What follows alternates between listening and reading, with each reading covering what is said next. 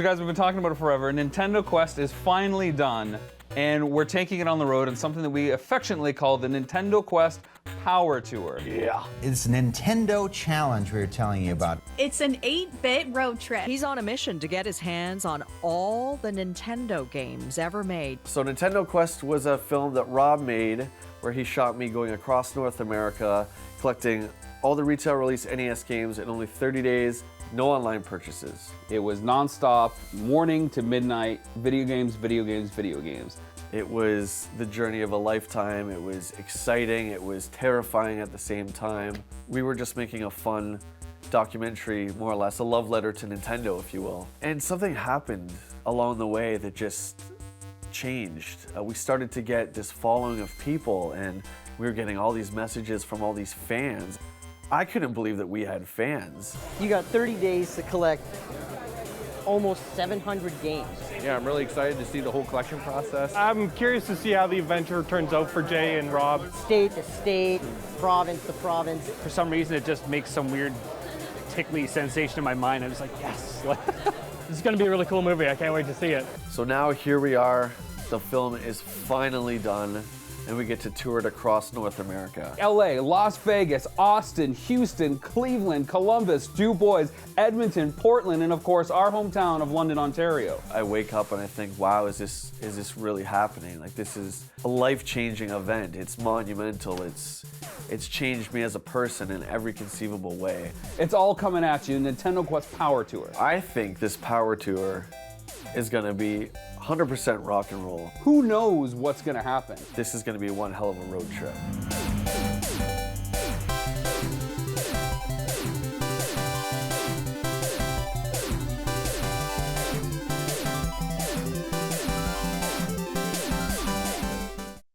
World premieres tonight, buddy. Are you nervous? Are you nervous? Yeah? Where are we? We're on Barstool, on the edge of the desert. We're in Barstow. Desert. This is special for you and I because we're huge fans of Fear and Loathing. So we've been driving through all this stuff. So yeah, we stopped here and we're just getting fueled up, getting ready for a long day of shooting. And the premiere tonight. Are you nervous about the showing? I'm excited. I'm excited to show our hard work to everybody finally.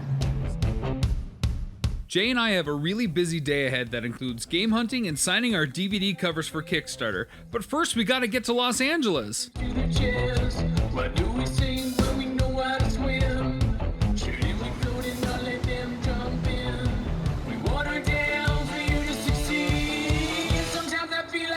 Oh, wow. Yeah. Look at this place, eh? Pretty sweet, man.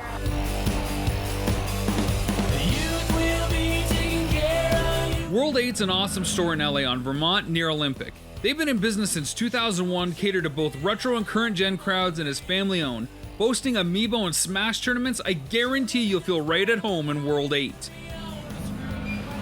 Well, we knew that we'd see these again. Stack of NES carts. What is the first thing that goes through your head when you see all these NES carts stacked up like this? Thank God I don't have to do that again. Well, at least you don't have the time limit. Yeah. Wow. This makes me feel like it takes me right back. Do you know what I mean? Like I have that feeling of like anxiety and stress kind of. I get the same feeling. I'm getting goosebumps now thinking about the 30-day marathon leading up of course, the Nintendo Quest premiere tonight. Do you know what's funny is that my rarity radar is going off right now, and it's kind of like Predator vision. All I can see is this. Ninja Gaiden 3, okay. Yeah, because that's like the one. I mean, obviously I don't need Ninja Gaiden 3, but I you know what I mean? Like they it's have like it at 60 bucks, so like, right there. Boom, that's the one that there. stands out. Yeah, the Dracula's Curse caught my eye. Actually, the Super Nintendo Donkey Kong Country is like kind of standing out. Final for me. Fantasy 3, Mega Man X3, 179. Yeah, look at the label though, man. Look, check it out. Yeah. That's a case of like label damage. Yeah, there's X2, which is pretty cool, 150. I'm actually surprised at the amount of super games that they got here. Now that we're looking, right, things are starting to really click.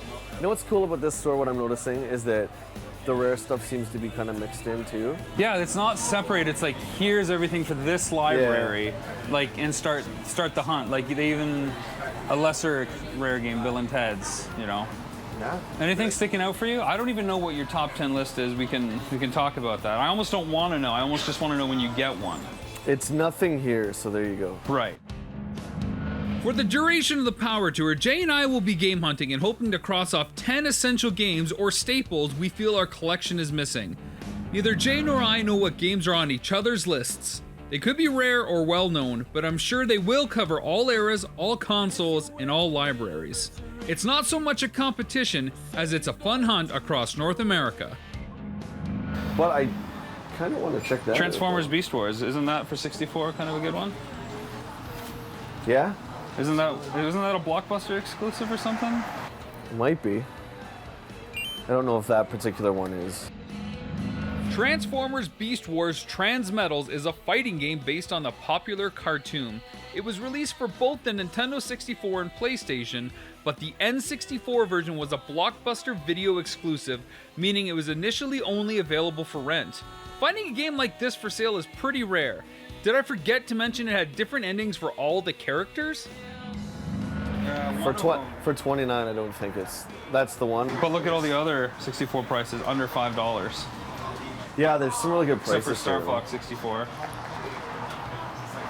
Well, you know, in my opinion, it should be expensive. I mean, you definitely get the quality. Yeah, there's one for you, Winnie the Pooh. Oh, Tigger's Honey Hunt.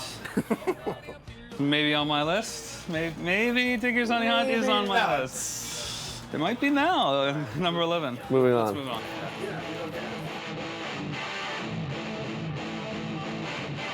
Time is money and money comes power. Their doctors on a new hour. With them they bring a new flower. First sweet, but then it turns sour. Time goes on. Are you allowed back there, dude? I don't know. Nobody's really looking. No, I'm just kind of digging. Am I allowed to be back here? Yeah, that's fine, but I just, the Game Boy Advance games, maybe put them on the counter. Sure. Getting in trouble. There you go. Nope. Okay, so I have 3 Genesis games on my list. We each have 10 games that we want to get by the end of the summer. Right. I got 3 Genesis games. There's a lot of Genesis games. Well, this could be it. Trust in the hands of others. I place trust in yourself. But time goes on. Shadowrun, which obviously has been a huge PC thing Yeah. with tons of Kickstarter success with this one. Yeah. Juggle Stripes, see it everywhere. Uh-oh. I think I found one of your games then. You maybe have found one of my games. Gee, how do I think that this is one of his games? I just kind of know. I just kind of know it is. A spin-off from Mutant League Football, Mutant League Hockey, was released in 1994 for the Sega Genesis and published by Electronic Arts. This is anything but a straight-up sports sim and features parodies of real pro hockey teams like the St. Mucus Ooze. Expect exploding pucks, a chance to bribe the referee, and 23 unique arenas. It was also originally slated for the Super Nintendo, but eventually canceled, though spawned an animated series, Mutant League, for 2 seasons. You're a big EA Sports guy, hockey in particular, and this is basically the Genesis EA hockey engine with like mutants and stuff like that on it. So Book and everything. $90. But look at the label, man. The label. Well, these are all in great condition. Very, very nice. Is that on your list? It's on the list. I knew it.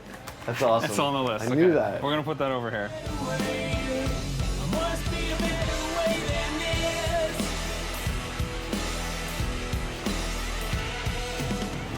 So the big winner today so far, congratulations. Thank you. One You got off the list. one on your list and one off your list, so you actually got 2. 2 titles. So good for you, that's exciting. And yourself?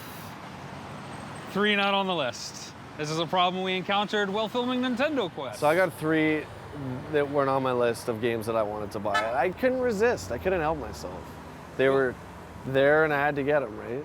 The cool thing is, we're done game hunting for the day. We had to, of course, go game hunting in LA, and we found this Yeah. awesome place, World 8.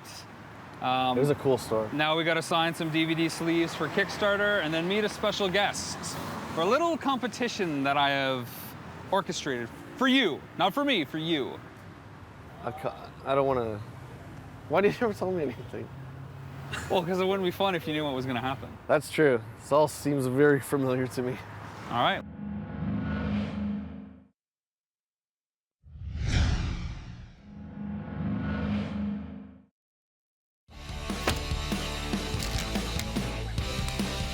Non-related gaming question. Okay. Mm-hmm. Do you hate it when you're talking on the phone and somebody else is getting you to play the middleman? Like you're relaying information? Is this a Seinfeld bit? No, this 'Cause is. it feels like a Seinfeld bit. This is the first step, and I got one more insult to this. So when you're talking to someone on the phone, they're like, "Oh, who are you talking to?" "Oh, I'm talking to Tracy." Oh, and then tell them I say or hi. Tell them I said hi. And then you're like, going. "Hi," she says hi. Then tell her I said hi back, and you're like, "Hi." What makes it worse is when they take the phone from you and you've been cut out of the conversation.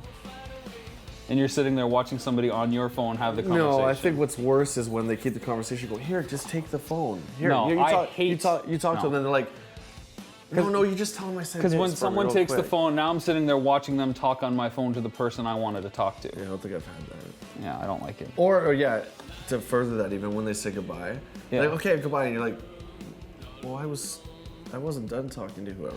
Yeah. Tracy, whoever Tracy is." This mythical Tracy. Tracy must be related to Mike Diamond, your alter ego everyday gamer that you use. What's the best Halloween costume you've had? Or was it best one or favorite one? My favorite one, I think, was when I was Luke Skywalker for Return of the Jedi. My mom made that for me. What about you? I had one where I was the Crow. But the Crow usually isn't a portly character. You said it, not me. That's what I was laughing at. That's not very nice of you. When was that? I don't remember that. A year that I blocked out since.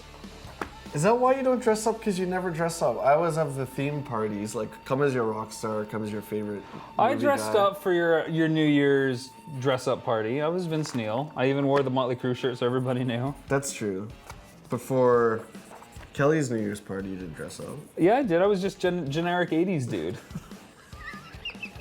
Remember I had the step shaved in my head? That doesn't count. It doesn't not count. I don't want to be some bootleg half-assed costume that clearly looks thrown together from Value Village. Don't you hate that? I applaud the effort, but I don't like the I don't know. throw me down. I hang look me- back at it now, in that particular party we're talking about, my Hunter S. Thompson costume could have been a lot better. It was like, oh crap, the party's in 2 days. Now I have to look like Hunter S. Thompson. So I got like a ladies like Hawaiian shirt, and then like the old man pants, and the hat wasn't even right. Excuse me, can you point me in the direction of old man pants? Those aren't hard to find, but the shirt was tough. Can I have a ladies Hawaiian shirt? I want to match it with my old man pants. What makes me laugh is when somebody says the odds of something happening are 50-50. Yeah. Because they're obviously going to be right. Oh, it didn't happen. I'll see. Told you. 50-50. I wanted to take off too long. Next. Do you think kids should be able to make their own name? No. They say my name's Gaga Goo Goo. Like, they can't even talk. Well, I didn't mean from birth that they have to decide, like fresh out of the womb, name yourself. So when they're 16 or 18 or whenever they're an adult and they could say, I don't want to be called Tracy anymore. I want to be called Corpse Skeleton. Yeah. Yeah. I always thought naming a kid Tool would be cool. Come here, Tool. This is my son Tool. Come here, Tool. Why Tool? Tool Bartlett. Yeah, that doesn't sound too good. Anakin Tool Bartlett.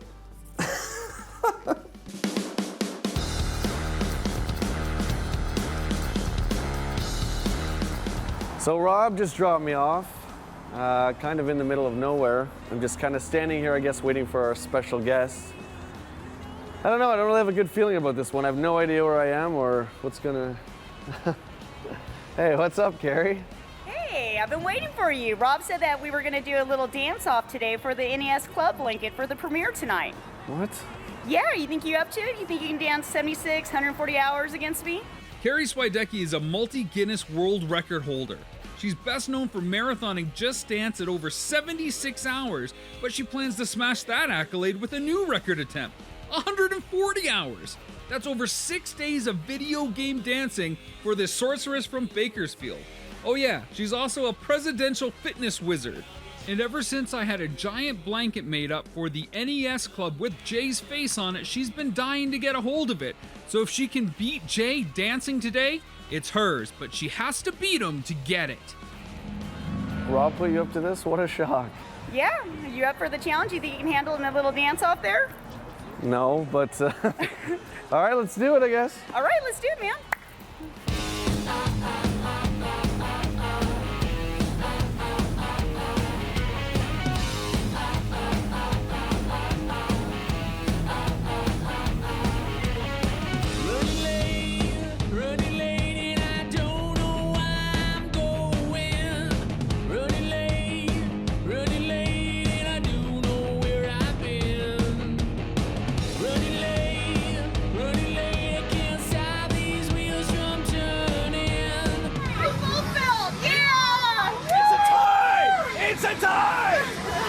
I didn't know where any of the pads were, and I kept tripping over everything, and then my back hit the bar, and she's dancing, and I'm pretty sure she did like a spin or something, and I'm looking over, and I just gave up.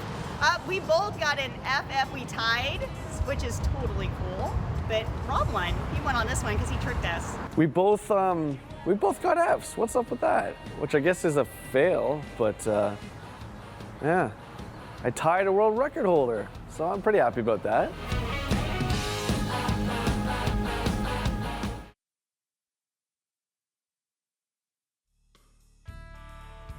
But we are on Rodeo Drive in Beverly Hills. That's where we is. For the first screening of Nintendo Quest. Is that whole thing kind of...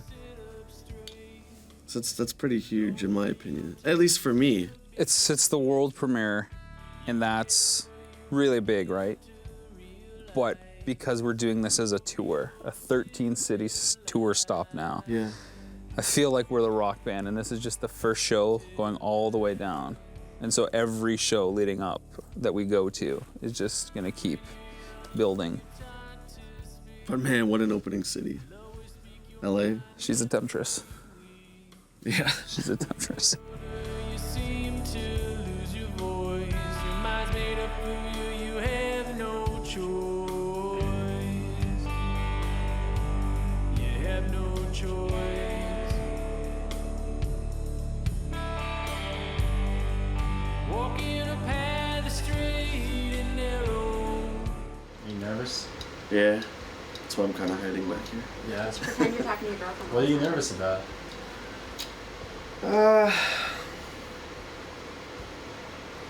There's a lot of me out there, so it's kind of... It's a personal story, so I'm kind of worried, you know how it is. We talk about a lot of things that are private, like Rob and I did an interview one-on-one about a lot of stuff, and didn't really think too much of it, and it's fine, but now everyone's gonna see it, so. Welcome to the world premiere tonight of Nintendo Quest. Okay, we're all excited to be here. It's an honor for me to be here tonight. I got in contact with Rob and Jay in 2013. When I was following him on Twitter by Patrick Scott Patterson, I'm not sure if anybody's familiar with that, but he does a lot with video gaming, and I saw him talking about this documentary that was being filmed about collecting all the Nintendo games. And I fell in love with it because I've always wanted to do that as a kid. I've been a gamer since I was 5 years old. And I contacted Rob and I said, I really love your project. I wish you guys the best of luck. And I said, in 2 weeks, I'm going to get ready to set a world record by playing the video game Just Dance for 48 hours. And I ended up doing it for 49. And he was actually following my Twitter feed. And he saw that. And after I did that, he contacted me. He goes, we got to drive down and interview you in Bakersfield, California. I said, I'm honored that you want to interview me for your documentary. So they came down, and that's kind of how I got involved with the project in it for a few minutes, but I'm honored to be a part of it because I love Nintendo and it's just my childhood. And I can't wait to see what happens, the outcome, if they really get all the games. So I'm just a big fan of the project. So just a couple quick words, guys. I am Rob McCallum, the writer, director, a few other things. This is Jay Bartlett, the star of the film. Hi guys. How are you? This film has been a little over 2 years in the making, from the first phone call between Jay and I, hashing out the idea about doing a documentary on collecting, to something a little bit more in the game show variety, because Why do just a straight up documentary on games when a documentary on games could be like the games that Jay wanted to collect, with obstacles, with mini bosses, with unexpected turns, and maybe secret power ups. So that was the motivation to push it to that other level. And then along the way, we got to meet awesome people in the community like Carrie Swidecki, the helper friends that every gamer hero gets along the way. And it was just really an awesome experience. So to be able to come here to LA and Beverly Hills, to the screening room, it means the world to us. Of course, those of us that are following what we're doing on Facebook and Twitter know this is the first of 13 theatrical stops that we're taking the film across this summer, leading up to the Portland Retro Gaming Expo in October. And we just really couldn't ask for more support. So thank you for following along on Facebook. Jay? Yeah, thanks everyone for coming. We really hope you enjoyed it. It is a documentary on Nintendo, of course, but it's much more, and we hope you guys see that. It's our love letter to Nintendo, and I'm sure you guys love games as much as we do. So, yeah, thank you, and let's rock this. All right, game on. All right.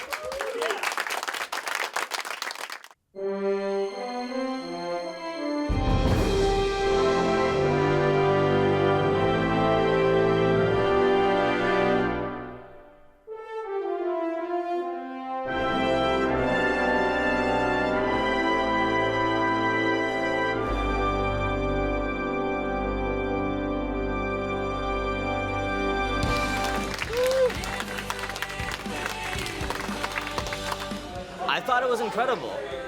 I knew nothing about it when I came in, obviously. I awkwardly walked in, I was like, is this the thing?